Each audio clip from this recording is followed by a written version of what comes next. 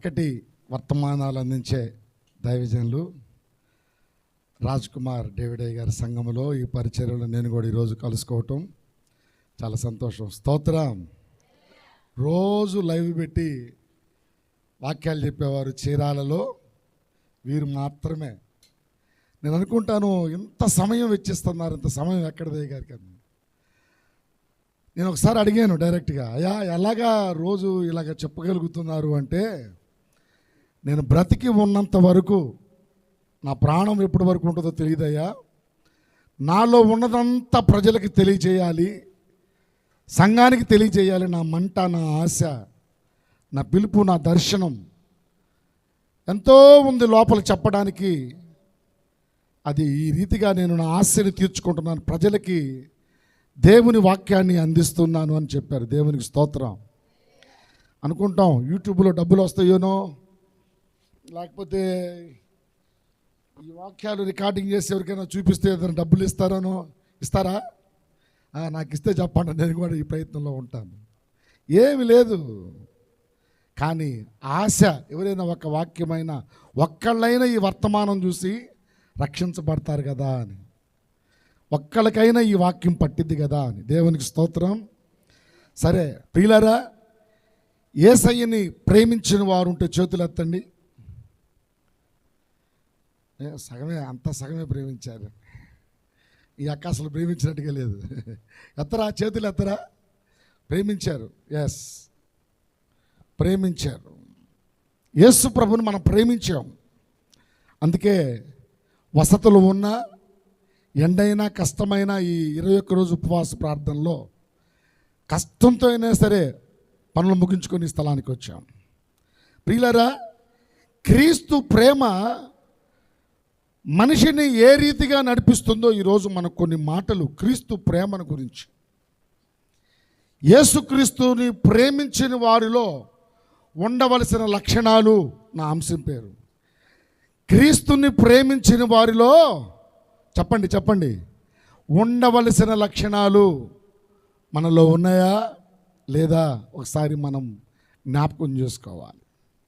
బైబిల్లో నుంచి ఒక మాటని మనం చదువుకుంటే, 1 కొరింథీ పత్రిక 13వ అధ్యాయం 8వ వాక్యములో,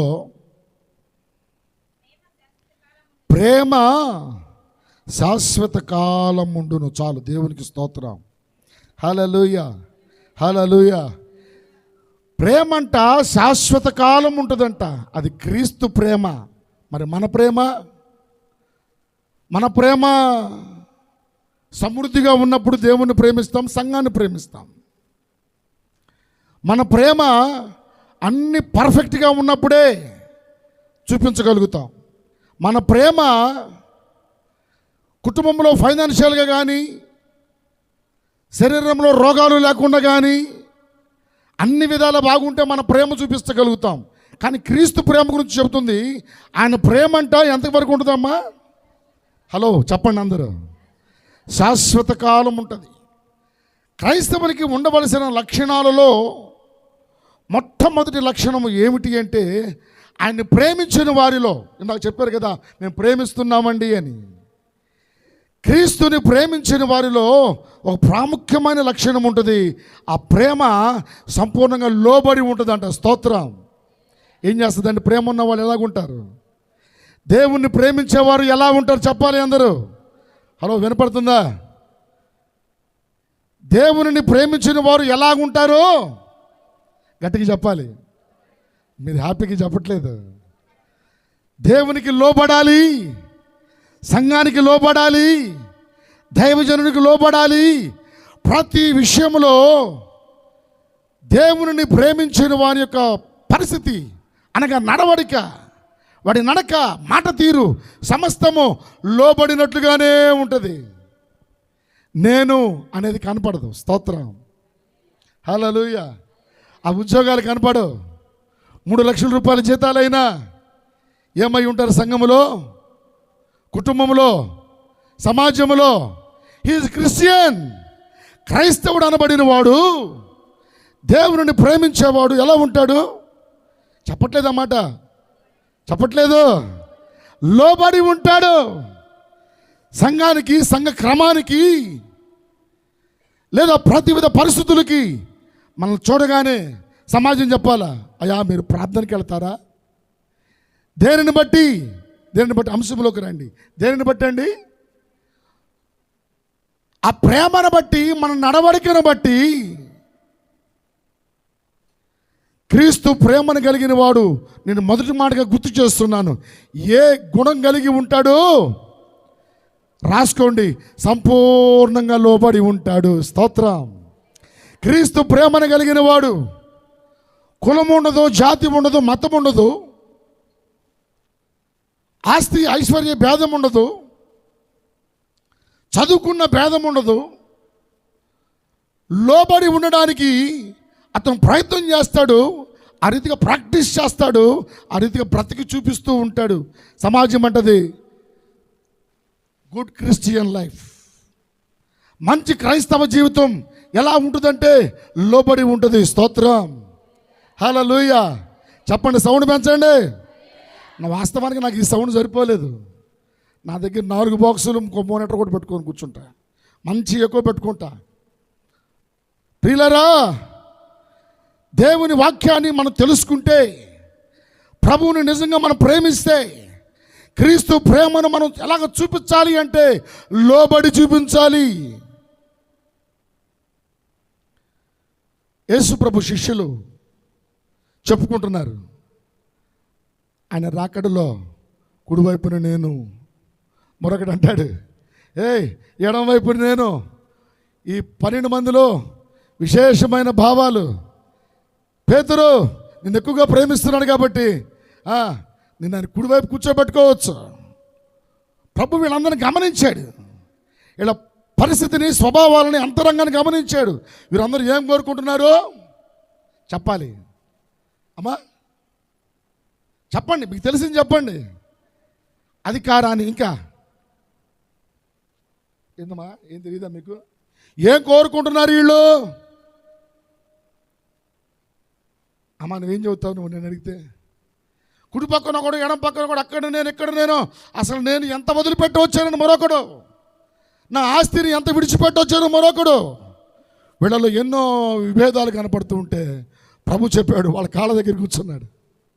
కాళ్ళ దగ్గర కూర్చొని ఏం చెప్పాడమ్మా? పూర్తి చేయలేరా భక్తులారా? ఎవడు తగ్గించబడతాడో ఇది కూడా తెలియదా మీకు? మాట్లాడుతూ ఉండండి ఫ్రీగా. ప్రభు అంటాడు, నేను పరిచయం చేయడానికి వచ్చాను. మీరెందుకు ఘనత కోరుకుంటున్నారు? మీరెందుకు నీవు కనపడాలని ప్రయత్నం చేస్తున్నావు? మా దగ్గరికి ఒక అమ్మాయి 10 కేజీలు బియ్యం తెచ్చింది భోజనం పెట్టినప్పుడల్లా. సంచి తీసుకొచ్చి సంఘంలో, అన్నయ్య 10 కేజీల సంచి.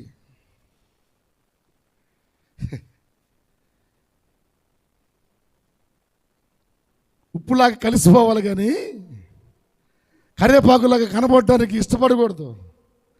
డంబం పనికిరాదు. సంఘములో, క్రైస్తవ సమాజంలో డంబం పనికిరాదు. మా ఆత్మీయ తండ్రి యేసన్న గారు చనిపోయే వరకు కూడా ఒక క్రైస్తవ మాదిరికరమైన ఒక గొప్ప లీడర్, నాయకుడైనా కూడా ఒక మాదిరి చూపించి వెళ్ళిపోయాడు. ఆయన ఒక సాధారణమైన వ్యక్తిలాగా. వేసుకోవాలంటే కోట్లు వేసుకోవచ్చు, సూట్లు వేసుకోవచ్చు, ఎన్నైనా చేయొచ్చు. ఆయన మనందరి కళ్ళ ముందు ఒక పరిశుద్ధులు ఎలా బ్రతుకుతారో, ప్రభువుని నమ్ముకున్న వాళ్ళు, అనగా ఈ వాక్యములోకి వస్తే మనము లోబడి ఉన్నవాడు. స్తోత్రం. చెప్పండి గట్టిగాను.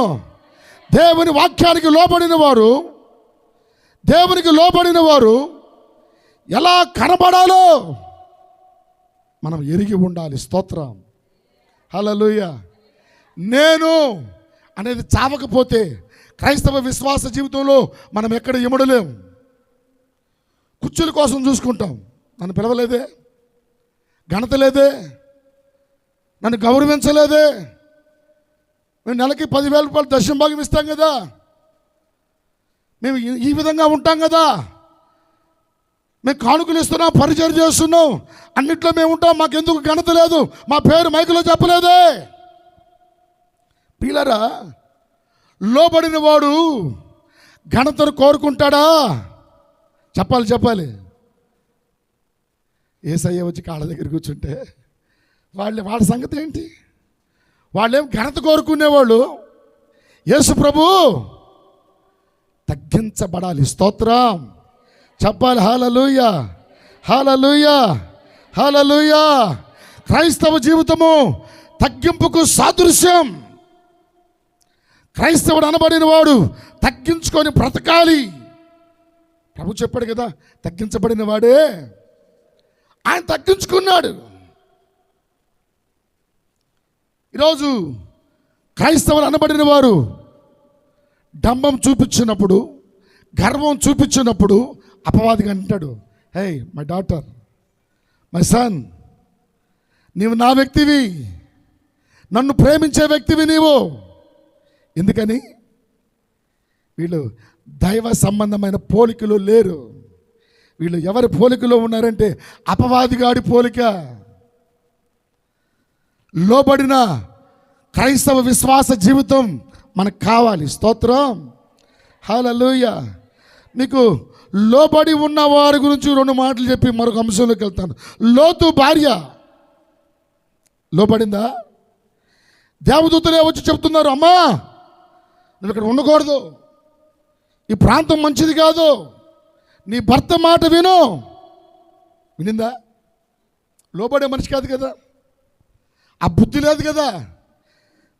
లోబడినట్టుగానే ఉంటారు చర్చిలో. నేను మైకులు సర్దుకుంటూ ఉంటాను. మా దగ్గర మైకులు ఇవన్నీ సర్దుకొని తాళం వేసేటప్పటికల్లా ఇంగ్లీష్లో మాట్లాడుతూ ఉంటారు ఇంట్లో. రే అట్రా ఇట్లా అని భర్తను తిడతా ఉంటుంది. అవి ఎవరు? మనం అర్థమే. ఇప్పుడు దాకా ఏంది ఇక్కడ? కుటుంబానికి లోబడు, భర్తకి లోబడు, దేవునికి లోబడు, సంఘానికి లోబడు, వాక్యానికి లోబడు. అయ్యా నేను లోబడ్డానయ్యా, నేను ఇంకా వెళ్ళను. పక్క నుంచి ఇంగ్లీష్లో మాట్లాడితే వాడు గుద్దుతూ ఉంటాడు, తంతా ఉంటాడు. నువ్వేనా తనేది, నేను కూడా తంతానని ఈ తల్లి కూడా తనేది. కొట్టేవాళ్ళు లేరా?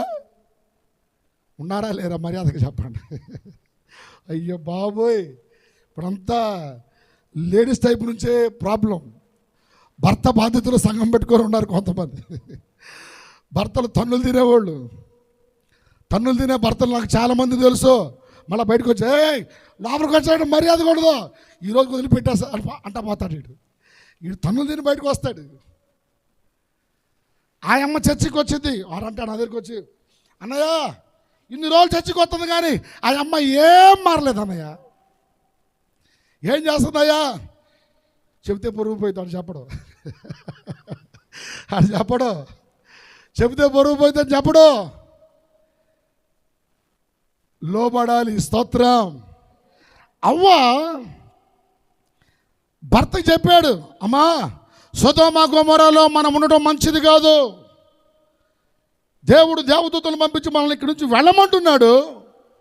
అబ్రహాము 12వ అధ్యాయంలో అబ్రహాము లోబడ్డాడు. అబ్రహాము పిలుపుకి విధేయత చూపించి వెళ్ళమన్న స్థలానికి వెళ్ళిపోయాడు. లోతును వెళ్ళమంటే లోబడ్డా?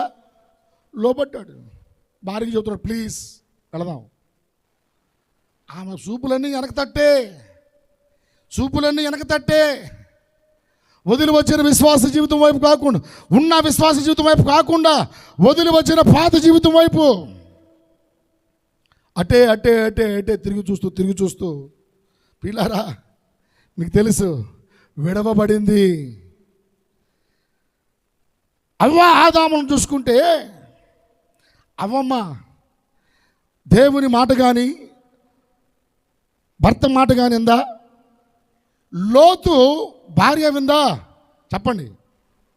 ఏమైంది? విడవబడింది.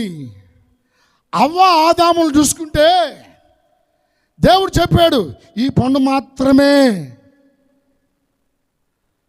ఆదాము కూడా చెప్పాడు, దేవుడు చెప్పాడు.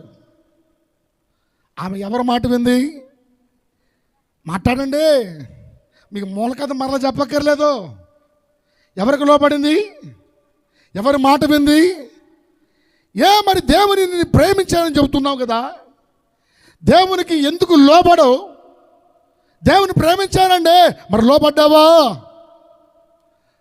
అయ్యగారు చెప్పారు రాగానే మా విశ్వాసులందరూ 1-2 పాటలకే లోపలికి వస్తారని నేను అనుకున్నాను. పాటలు మొత్తం పాడిన తర్వాత ఆరాధన అంతా అయిపోయిన తర్వాత అప్పుడు ఉయ్యారంగా వస్తారేమో అమ్మలు.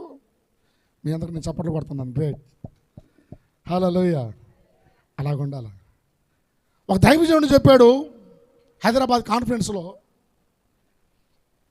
అమెరికాలో అంట time is very gold, every second every minute. 10 గంటలకు ఆరాధన అయితే 9:55 కూడా జనం ఉండరంట. 9:58 నుండి టక టక టక టక టక టక టక టక వస్తారంట. 2 minutesలో ప్యాక్ అయిపోతుంది చర్చి. 10,000 మంది 2 నిమిషాల్లో సరా సరా సరా సరా వస్తారంట. అందరు కూర్చుంటారు, ఆరాధన అయిపోద్ది, క్షణం కూడా వేస్ట్ చేసుకుని అంతా వెళ్ళిపోతారు. ఒక దైవజనుడు అంటాడు, అయ్యా ఏమిటి ఇక్కడ పాటలు పాడుతున్నా కూడా ఎవరు రాలేదు. వాళ్ళు అనుకుంటారు పాటలేగా పాడిని, ఆరాధనేగా జరగని, వాక్యమేగా చేయని చెప్పని. ఎప్పుడు వస్తారంటే ఆఖరిలో వచ్చే సంఘాలు కూడా ఉన్నాయి. కానీ దైవజనులు రాజ్ కుమార్ డేవిడే గారు సేవ చేసే సంఘంలో మాత్రం మీరు ఎర్లీగానే ఉన్నారు. గ్రేట్. నేను మిమ్మల్ని అందరిని అప్రిషియేట్ చేస్తున్నాను. అలాగే ఉండాలా, టైంకి రావాలి. అదే గ్రేట్. దేవునికి స్తోత్రం. అదే లోబడటం సంఘానికి, అదే దేవుని మాట వినడం. ప్రియులారా, ఈరోజున మనం వాక్యాన్ని గమనించుకుంటే మన పిల్లలు మనకు లోబడుతున్నారా లేదా అని గమనించుకోవాలి. లోబడుతున్నారా? అమ్మా నీ పిల్లలు నీ మాట వింటున్నారా? ఎంతమంది తల్లిదండ్రుల పిల్లలు వాళ్ళ మాట వింటున్నారో తెలుసు, మీకు తెలుసు. సైతాన్ గాడు ఏదైనా తోటలో అవ్వ ఆదామును పట్టుకున్నట్టుగా, సొదొమ గొమొర్రా పట్టణంలో లోతు భార్యను పట్టుకున్నట్టుగా ప్రతి ఒక్కరి పిల్లల్ని కూడా తల్లిదండ్రుల మాటకు లోబడకుండా చేస్తున్నారు. ఎవరి పిల్లలు వాళ్ళ మాట వింటలేదో 2 ఏళ్ళు ఉండవు ఆ పిల్లకి చెప్పలేరు, వినరు. పెళ్లి వయసు వచ్చేటప్పటికల్లా అసలు వినరు. వాళ్ళ మాటే తల్లిదండ్రులు వినాలి. చదువు దగ్గర తల్లిదండ్రుల మాట వినరు. మాట వినని పిల్లలు, లోబడని పిల్లలు. పిల్లరా, లోబడకపోతే బైబిల్ చెబుతుంది లోబడని పిల్లలకు, చెప్పండి గట్టిగా హల్లెలూయా చెప్పండి. హల్లెలూయా, హల్లెలూయా. లోబడని వారికి ఏం సంభవిస్తుంది? మీరు యాక్టివ్గా లేరు? ఉపవాసం ఉన్నారా? నిజంగా ఉన్నారా? లోబడని పిల్లలకి శ్రమ. దేవుని ప్రేమించిన వాడు లోబడి ఉంటాడు. కుటుంబానికి కూడా, తల్లిదండ్రుల మాట ధిక్కరించే విధంగా ఉండరు. తల్లిదండ్రుల పిల్లల క్షేమాన్ని కోరుతారు. ఈరోజు ఎందరి పిల్లలు తల్లిదండ్రుల మాట వింటున్నారు? నేను కొన్ని సంవత్సరాల క్రితం గవర్నమెంట్ హాస్పిటల్ దగ్గర ప్రార్థన చేసి వస్తున్నాను, విశ్వాసం ఉంటే. అక్కడ ఒక సహోదరుడు అరుగు మీద బండ మీద కూర్చొని ఉన్నాడు. వింటున్నారా? స్టాండ్ తీస్తున్నారు బండికి. అయ్యా వందనాలయ్యా అన్నాడు. నన్ను చూసి వందనాలు చెప్పాడు. నేను పాస్టర్ గారు, అయ్యా మీరు పాస్టర్ గారేనా అన్నాడు. అవునయ్యా, నా కోసం ప్రార్థన చేయండి అయ్యా అన్నాడు. ఏమైంది నీకు అని చూస్తే వాడికి ఎంత కాలు, ఎంత చెయ్యి, చిట్టి తలకాయ, మనిషి ఇక్కడ జుట్టన్ని ఊడిపోయి పీసులుగా ఎంత కాలు ఎంత చేసుకొని అస్థిపంజనులా కూర్చొని ఉన్నాడు. వాడిని చూసి నాకు భయం వేసింది. ఏం జరిగిందిరా నీకు? ఏంటి నీ ప్రాబ్లం?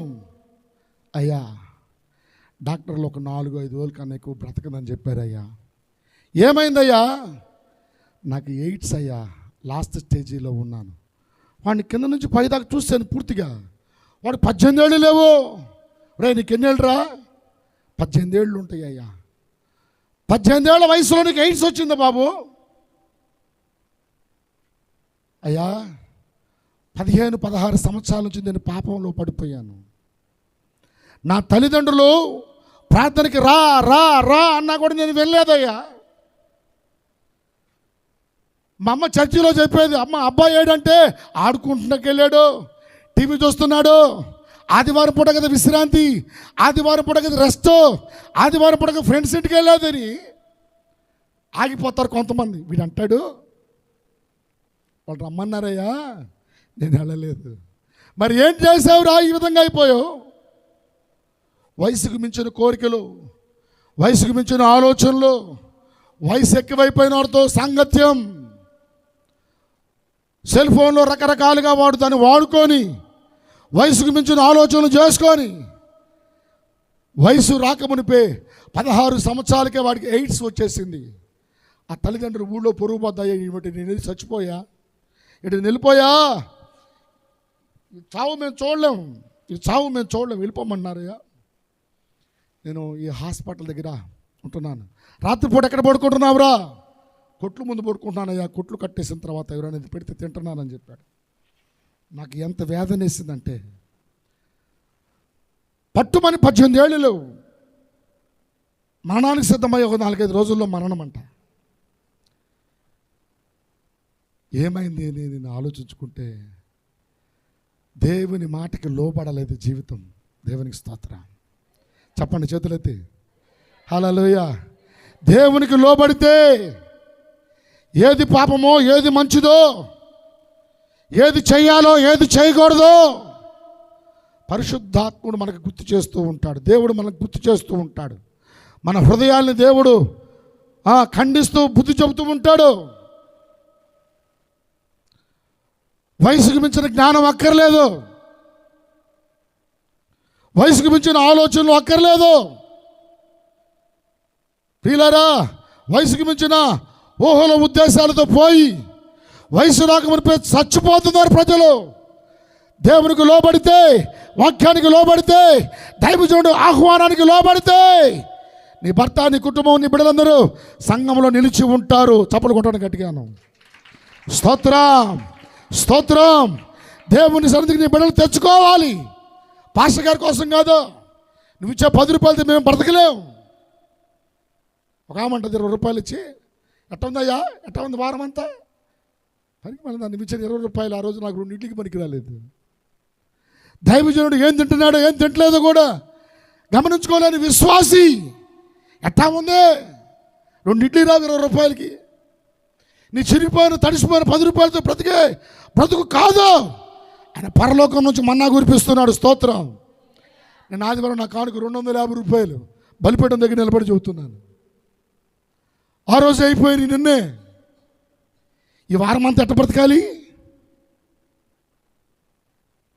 కానుక విత్తిన వాళ్ళకి తెలియదా నేను ఎంత విత్తలేను, దేవుడి వారం అంతా నాకు ఎంత ఇచ్చాడు,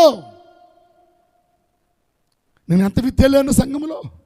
దైవజనుడు పోషణట అయినా ఇస్త్రీ బట్టలు తగ్గవు, సెంటు తగ్గదు, కళ్ళజోడు తగ్గదు.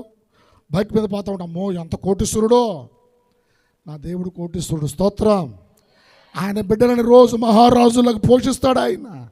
మేము ఆయన బలిపీఠం మీద పెట్టబడ్డాం. ఆయన బలిపీఠం మీద పెట్టబడ్డాం కాబట్టి ఆయనే సమస్త విషయములో కాచి కాపాడుతూ ఉంటాడు. మేము మిమ్మల్ని పిలుస్తుంది ఎందుకు? నీ భర్తనిదా, నీ బిడ్డనిదా అనేకులు నడిపించు అని చెప్తుంది. ఎందుకంటే ఆ 10 రూపాయల కొరకు కాదు. రక్షణ లేని నీ కుటుంబం, రక్షణ లేని నీ బిడ్డలు, రక్షణ లేని నీ భర్త, రక్షణ లేని మీ కుటుంబ జీవితాలు పతనము కాకుండా దేవునికి లోబడాలని నీ కుటుంబాన్ని పదే పదే పదే పదే పదే పదే పదే ఆడు తాగి పడుకున్న కూడా పిలుస్తూనే ఉంటాయి. అబ్బాయి రేపు ఆదివారం రా ప్రార్థనకి. ఆడు తాగున్నాడు లేనయ్యా, తాగుంటే తాగున్నాడు. దేవుని పిలుపు అయితే మరలా మరలా మరలా పిలుస్తుంది. నువ్వు రావాలి. నా ప్రభు ఇప్పటికీ సిలువలో చేతులు చాపే ఉన్నాడు. ఇప్పటికీ లోబడిన ప్రజలారా రండి. ఏ విషయంలో మనం లోబడతలేదో మనం గమనించుకోవాలి. దశమ భాగం విషయంలో లోబడేవారు ఎంతమంది? గుప్పిలి బియ్య విషయంలో లోబడేవాళ్ళు ఎంతమంది? శ్రేష్టమైన అర్పణ విషయంలో లోబడేవారు ఎంతమంది? దశమ భాగం అనగానే బాధేసిద్ది అందరికీ. దశమ భాగం ఇచ్చేవాళ్ళు ఎంతమంది ఉన్నారు? చేతులు ఎత్తండి. దశమ భాగం ఇచ్చేవాళ్ళు ఎంతమంది ఉన్నారు సంఘంలో? చేతులు ఎత్తండి. 3, 4, మిగతా వాళ్ళని చచ్చిపోండి. తల్ల పిగిలి పడ. ఎట్ట బతుకుతాడు పాస్టర్ గారు? గుప్పిలి పోయి ఒక ఆమె ఇంత చిన్న కవర్లో తెచ్చి, అయ్యగారు ప్రథమ ఫలం ఏడబెట్టమంటావు, నా జేబులో పోయి అమ్మ ఇంత రావు మనిషిని ఇన్ని బియ్యం తెచ్చి పెడితే అవి కోళ్ళకి వేయాలా, నేను తినాలా? అసలే లావాటు మనిషిని. ఏమండి, గుప్పులు బియ్యం తేలావు, ప్రథమ ఫలం, శ్రేష్టమైన అర్పణలు, మొక్కుబడులు, లోబడవు. అది ప్రాబ్లం. నా దేవుని ప్రేమించామండి, నేను ప్రేమించాను. దేవుని ప్రేమించిన వారు ఏం చేస్తారు? సంపూర్ణంగా ఎట్లాగా జీరో అయిపోతారు. Zero zero zero zero zero, సున్నా. ఏముండదు ఇక, సున్నా. డంబం ఉండదు, అహంకారం ఉండదు, గర్వం ఉండదు, ఈర్ష్యాద్వేషాలు ఉండవు, సున్నా. యేసు ప్రభువు సిలువలో ఎంతగా తగ్గించుకున్నాడు. కాళ్ళు చేతులతో మేకులు కొడుతున్న వాళ్ళు కాళ్ళు చేతులకి ఏమన్నాడు? నీ కాళ్ళు ఎరగా, నీ చేతులుగా నన్ను కొడుతున్నారు ఎదురా, రే నన్ను కొడుతున్నారు ఎదురా, మేకులు కొడుతున్నా అన్నాడా? లోపడిపోయాడు. తండ్రి నీ చిత్తమ్మ జరుగును కాక. లోపడ్డా లోపడలేదా? సిలువలో నువ్వు లోపడతావు మీ అమ్మ, మీ నాన్నకి.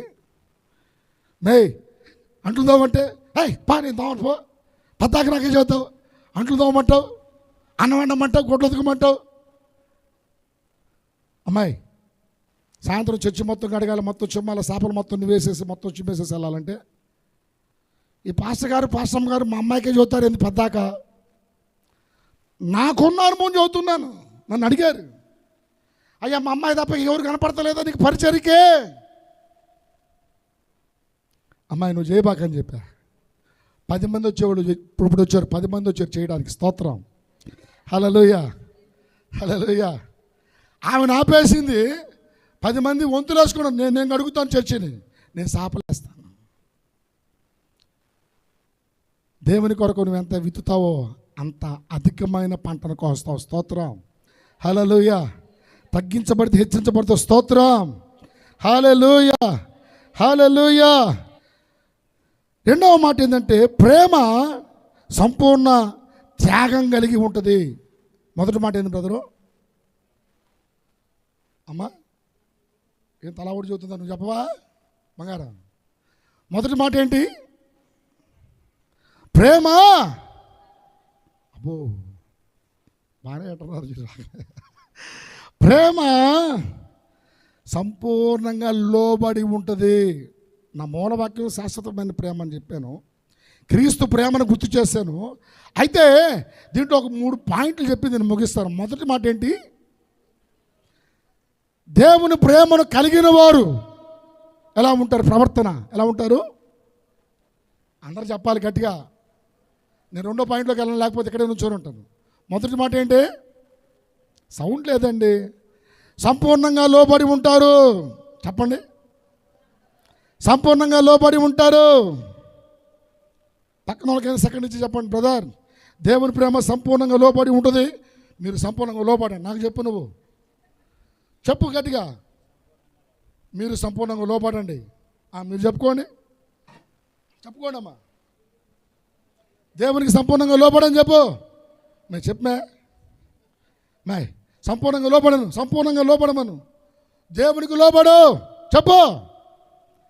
దేవునికి ఏం చేయాలి? మనము లోబడాలి. అది ఎలాగంటే సంపూర్ణంగా, కొంత కాదు. రెండవ మాట చెప్పేస్తాను. ప్రేమ సంపూర్ణ త్యాగం కలిగి ఉంటుంది. స్తోత్రం, హల్లెలూయా. ఏం కలిగి ఉంటుందమ్మా? త్యాగం. క్రైస్తవ జీవితం అనేది త్యాగంతో కూడుకున్నది. బైబిల్లో మొదటి రాజు గ్రంథం 19వ అధ్యాయం 19వ వాక్యం. 19 మొదటి రాజుల గ్రంథము.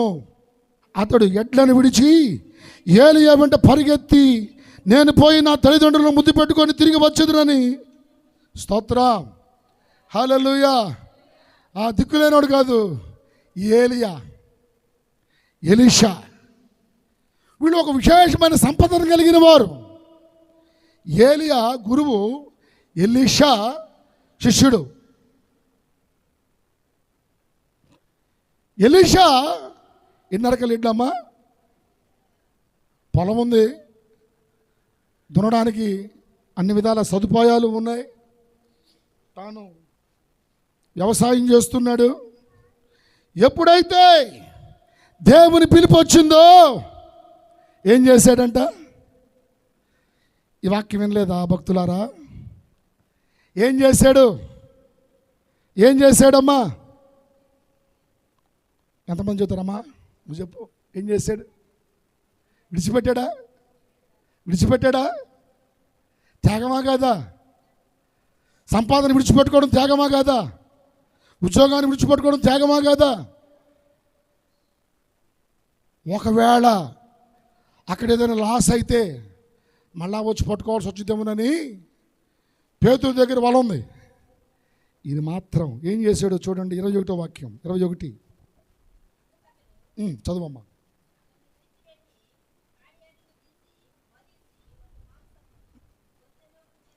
ప్రియులారా, కాడి ఎడ్లను వధించాడు.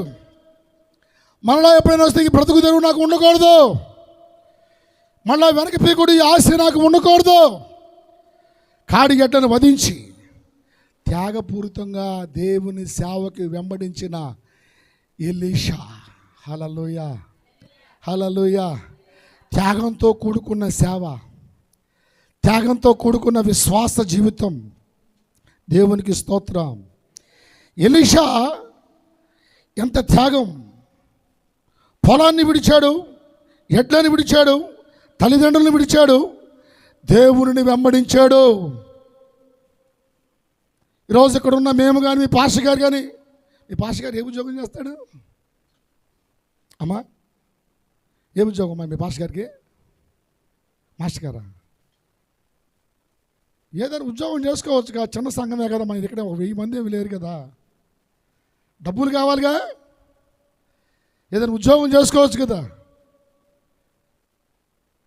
ఒక ఆయన ఒక కూటానికి వెళ్తే ఆమె చదువుతుంది, మాస్టర్ గారిని కూడా పిలిచాను, ఆయన కొంచెం టైం ఇవ్వమంటుంది. మైకులు నాయే, కూటం నాదే, ఆ పిచ్చి విశ్వాసం ఆ మాస్టర్ గారిని కూడా పిలుచుకుంది. ఆయన బైబిల్ తీసుకొని టక్ చేసుకొని వచ్చాడు, పక్కన కూర్చున్నాడు. అయ్యా చర్చి ఎక్కడ అంటే, చర్చి ఏమి లేదండి. చర్చి లేదా? ప్రసంగం చేస్తావా? చేస్తాను. ఓకే, ప్రసంగం చేశాడు. ఈ సిగ్గులేని జనం అందరూ వెళ్ళి వాడి చేత ప్రార్థన చేసుకుంటున్నారు. నేను అడిగాను, ఎక్కడరా బాబు ఈ చర్చి? లేదండి, సండే కుదిరితే పెద్ద చర్చికి పోతానండి. మరి చేయబడి ప్రార్థన చేసేవేంది? ఆయన ఎవరంట? పగలంతా బడి పంతులు, ఆదివారం పూట పాదిరి వేషం, సమర్పణ లేదు. వ్యవసాయాన్ని విడిచి దేవుని వెంబడించిన ఎలీషా జీవితం చూడండి, త్యాగం. శిష్యుల జీవితాన్ని చూడండి, త్యాగం. ఎవరు పాస్టర్? మొన్న ఇక్కడ కూడా ఒకడు వచ్చిపోయాడు, దేశమంతా చేతులు పెడుతున్నాడు దరిద్రుడు. పాస్టర్ కాకుండా నువ్వు చేయట్టు పెడతావు. సువార్త అభిషేకం ఉందా? సేవా పిలుపు ఉందా? సేవా దర్శనం ఉందా? సంఘం ఉందా? ఏలియా పిలుపు ఉందా? పౌలు పిలుపు ఉందా? దైవ దర్శనం ఉందా? కొంతమంది బ్రతుకు తెరు పడుకుంటున్నారు. దీన్ని తెల్ల బట్టలు ఉన్నాయి, పెద్ద కుర్చీ వేస్తారు, పాస్టర్ గారి పక్కన మాంసంతో భోజనం పెడతారు. అంటే వాక్యం బాగా చెబితే సమర్పించుకో. నీ వెండి బంగారములు యెహోవా ఉగ్రతను కాపాడు. దేని బట్టి అతిశయిస్తున్నారు? దేని బట్టి ఘనత? పిలుపుని బట్టి, త్యాగాన్ని బట్టి గౌరవం ఇవ్వాలి. అంతేనా? నువ్వు హెడ్ మాస్టర్ అయితే ఎవడు గొప్ప? ఒక ఆమె ఈపురపాలెంలోనే హోటల్ దగ్గర టిఫిన్ చేస్తున్నాను. ఆ మంగళ షాపులోకి వెళ్ళి మంగళవారం చేత ప్రార్థన చేసుకుంటుంది. ఏందమ్మంటే, ఈ అన్నయ్య ప్రార్థన చేసే అన్నయ్య అన్న. ఏ అన్నయ్య చెప్పరే? ఎవడురా మీకు వాక్యం చెప్పి బోధిస్తున్న దరిద్రుడు? దైవజనుడు ఎవరో గమనించుకోవాలని గుడ్డి విశ్వాసులు. ఎవడు దైవజనుడు?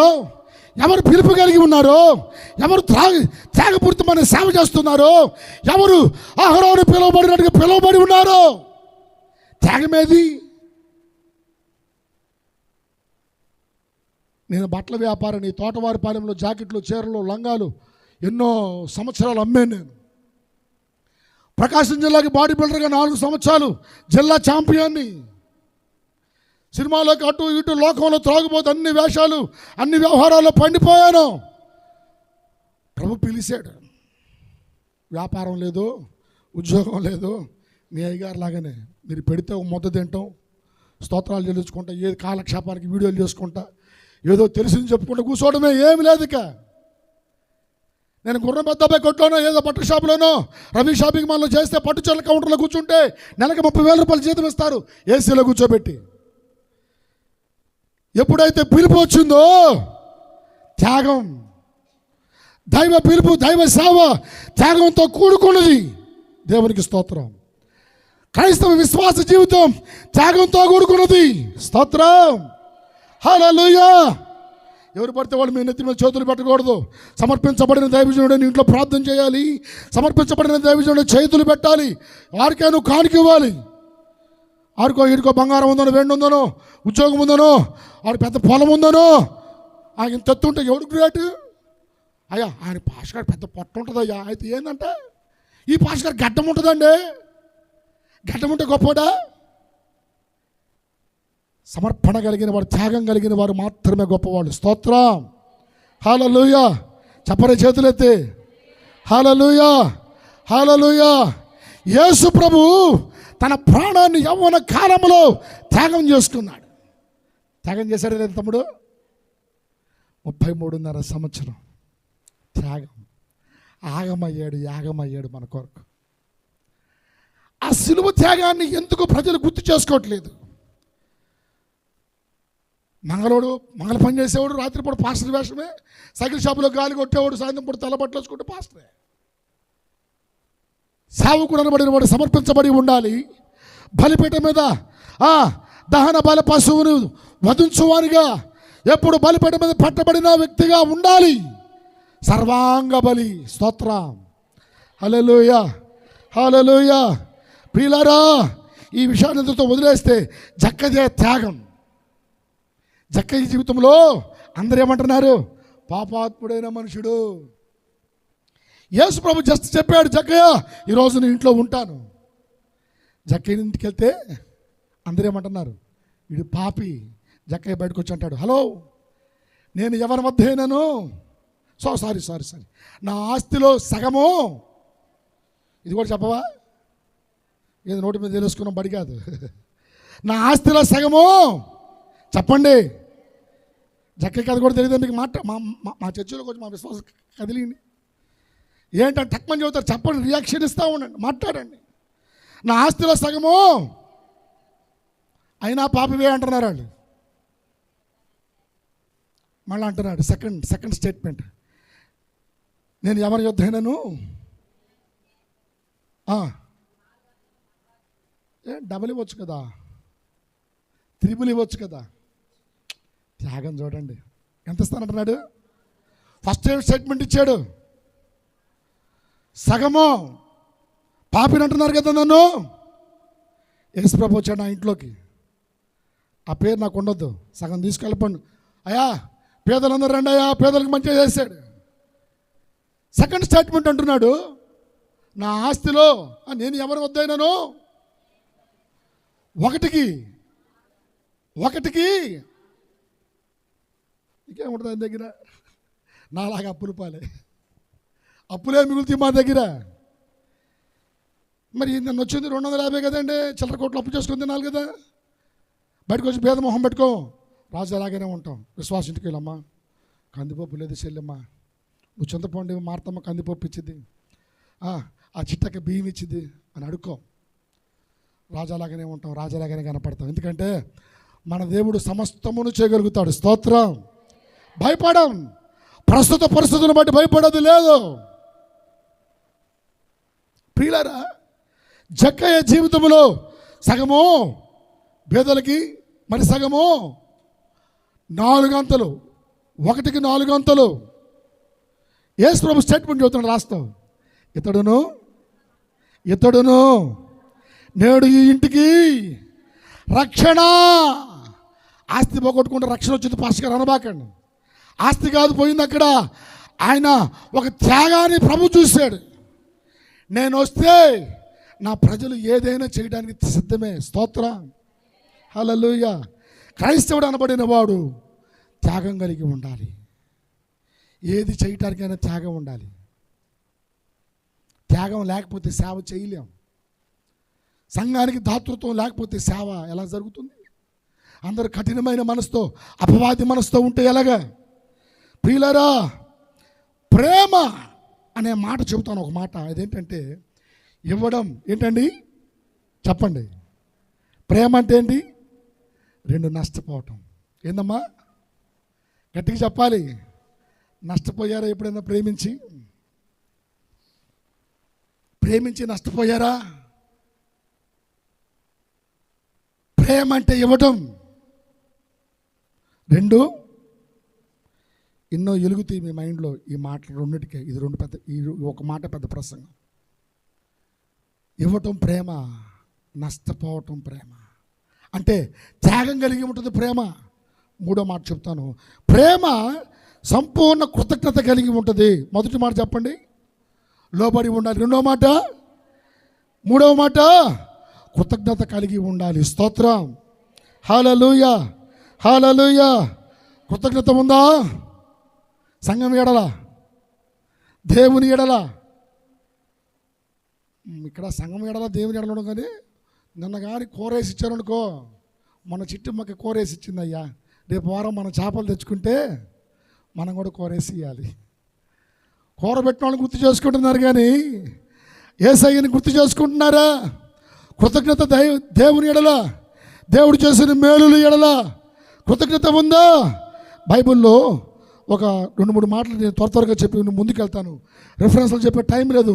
5 నిమిషాలు నేను చాలా మాటలు చెప్పాలి. 10 మంది కుష్ఠరోగులు నేను రిఫరెన్స్లు చెప్పట్లేదు. ఎంతమంది తిరిగి వచ్చారు? మిగతా 9 మంది బాగుపడలేదా? ఏమైపోయారు? బాగుపడ్డారు కానీ తిరిగి రావడానికి మనసు లేదు. బాగుపడిపోయిన తర్వాత ఓడలో ఉన్నప్పుడంట ఓడ మల్లన్న అన్నారంట. ఓడ దాటిన తర్వాత బోడి మల్లన్న. సమస్యలు వచ్చినప్పుడు, అయ్యగారు ఈ సమస్య తీరిపోతే చాలు అయ్యగారు, అందరం బాప్తిసం పొందుతాం అయ్యగారు ఇది తీరిపోతే నా మొక్కుబడి చెల్లించుకుంటాను. తీరిపోయిన తర్వాత బాప్తిసం కాదు, నేను ఇటుపక్క పోతుంటా, అటుపక్క పోతూ ఉంటారు. ఒక ఆమె కృతజ్ఞత కూటమి పెట్టుకుంటానని చెప్పింది బాపట్లో. ఆడికి పోయాం మైకిల్ తీసుకొని. ఆ అక్క మమ్మల్ని చూసి మంచం కింద దాక్కుంది. కనబడితే కూటమి పెట్టట్లేదంటే అరుస్తామేమోనని. ఎడిపోయితే దాక్కుంది. కృతజ్ఞత కోటాలు కూడా ఉండవు. కృతజ్ఞత ఎక్కడుంది? 10 మంది బాగుపడ్డారు కానీ ఒకడే తిరిగి వచ్చాడు. బైబిల్లో ఒక విశేషమైన కృతజ్ఞత గురించి మీకు చెప్పి నేను ముగిస్తాను. సమూయేలు 2వ గ్రంథం 9వ అధ్యాయం 1వ వాక్యం. యోనాతానును బట్టి నేను ఉపకారము చూపుటకు సౌలు కుటుంబంలో ఎవడైనా కలడా అని. హల్లెలూయా, హల్లెలూయా. ఎవరిని బట్టి? యోనాతానును బట్టి. దావీదు బ్రతికి ఉన్నాడు అంటే, బతికి బట్టగట్టాడు అంటే దేవుని కృప ఒకటి. యోనాతాను ప్రేమించి అన్నం పెట్టాడండి. మామ ఎన్నోసార్లు పిలిచి ఈటి గురిపెట్టాడు, ఈటి వేద్దాం అనుకుంటున్నాడు, గురిపెట్టి వేసాడు. దేవుడు తప్పించాడు ఎన్నోసార్లు. సౌలు చేతిలో నుంచి, అపవాది చేతిలో నుంచి దావీదుని దేవుడు తప్పించాడు. అభిషేకం పొందాడు, సింహాసనం లేదు. 40 సంవత్సరాలు అరణ్యం పాలైపోయాడు దావీదు. అడివంటే ఎట్టుంటుందో తెలుసా? లోయ అంటే ఎట్టుండదో తెలుసా? చీకటి చీకటి, కళ్ళు మూసినా కళ్ళు తెరిసినా, కళ్ళు మూసినా రాత్రేదో పగలేదో తెలియని, కళ్ళు తెరిసినా కూడా చీకటే. అటువంటి చీకట్లో దావీదు బ్రతుకుతుంటే యోనాతాను క్యారేజ్ తీసుకొచ్చాడు బావ దగ్గరికి. ఎన్నోసార్లు దావీదు కన్నీళ్ళు పెట్టుకున్నాడు యోనాతాన్ని బట్టి. నా సహోదరుడా, చెలికాడా, ఇంతగా నన్ను ప్రేమించి ఇక్కడ దాకా వచ్చావా, ఇక్కడ దాకా నాకు ఆహారం పెట్టడానికి వచ్చావని ఏడ్చాడు దావీదు. ఆ ఎంగిలి ముద్ద తిని ఆనందిని దావీదు ఎన్నో మార్లు కన్నీరు పెట్టుకున్నాడు. కొన్ని సంవత్సరాల తర్వాత సౌలు చనిపోయాడు, యోనాతాను చనిపోయాడు. దావీదుకి సింహాసనం వచ్చింది. సింహాసనం మీద కూర్చొని నాట్యకారులు తెచ్చి నాట్యాలు ఆడిపించండి, అలా చేయి ఇలా చేయి, ఇది కాదు. ముందు ఆయన ఆలోచించింది, ఈరోజు నేను అక్కడ కూర్చున్నానంటే ఎవరిని బట్టి?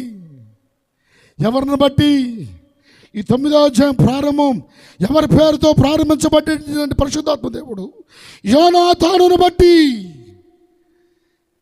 9వ అధ్యాయం ఎలా ప్రారంభించాడంటే పరిశుద్ధాత్ముడు యోనాతానును బట్టి నేను ఉపకారం చేయాలనుకుంటున్నాను అనిపించిందా? ఎప్పుడైనా నీకు ఉపకారం చేసిన వారికి అపకారం చేసేవేమో. యోనాతాను దావీదుకి చేసిన ఉపకారాన్ని బట్టి దావీదు యోనాతానుకి ఉపకారం చేయాలనుకుంటుంటే ఎవరైనా బ్రతికున్నారా?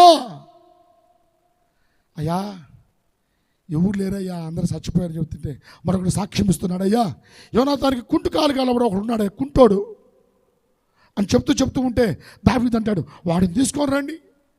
మీరు ఇదే అధ్యాయంలో 9వ వాక్యం చూడండి. చదువమ్మ, చదువు, కంటిన్యూ.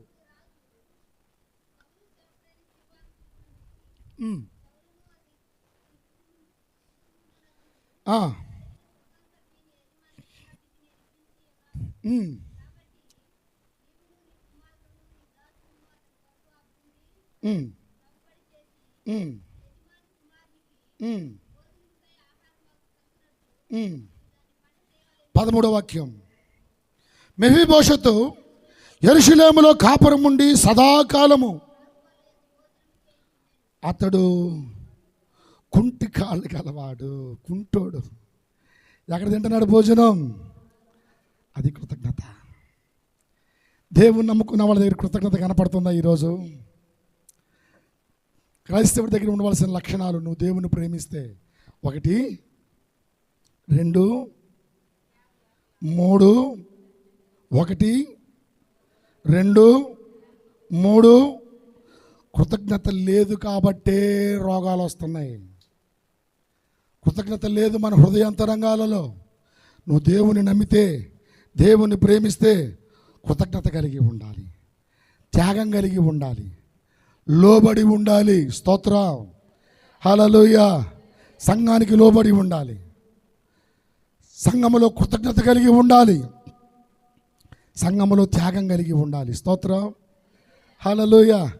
ఈ లక్షణాలు కానీ నువ్వు అలవర్చుకుంటే నిన్ను మించిన క్రైస్తవుడు ఉండడు.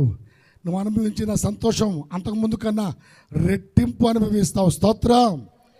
నాకు ఇచ్చిన సమయం అయిపోయింది, చెప్పాల్సిన అంశం చాలా ఉంది, కానీ ఈ మాటలు నా ప్రభు దీవించునుగాక, ఈ సేవను ప్రభు దీవించునుగాక, ఈ కుటుంబాలు నానాటికి వర్ధిల్లింప చేయునుగాక, సంఘ విశ్వాసాల కుటుంబాలు దేవుడు దీవించునుగాక. ఆమేన్. ప్రైజ్.